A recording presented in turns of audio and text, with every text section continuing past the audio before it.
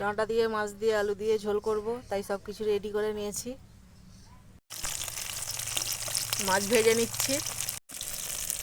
মাছ ভাজা হয়ে গেছে।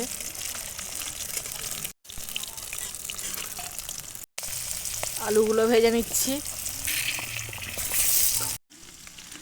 ডাঁটাগুলো ভেজে নিচ্ছি।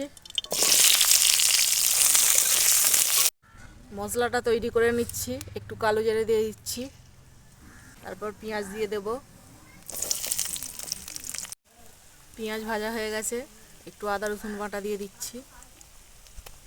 আদা রসুন দিয়ে কষানোর পর টমেটো দিয়ে দিচ্ছি, লবণ দিয়ে দিচ্ছি, একটু হলুদ গুঁড়ো দিয়ে দিচ্ছি, একটু লঙ্কা দিয়ে দিচ্ছি। একটু জল দিয়ে মশলাটা কষিয়ে নেব। মশলা কষানো হয়ে গেছে, ভেজে রাখা আলু, সজনে ডাঁটা দিয়ে দিচ্ছি। আলু ডাঁটা কষিয়ে নিয়ে জল দিয়ে দিচ্ছি।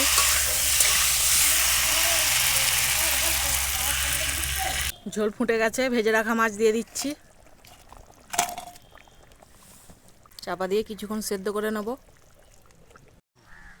একটু গরম মশলা ছড়িয়ে নামিয়ে নিচ্ছি।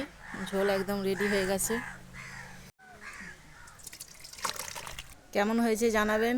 লাইক সাবস্ক্রাইব করে পাশে থাকবেন। ভিডিওটি দেখার জন্য ধন্যবাদ।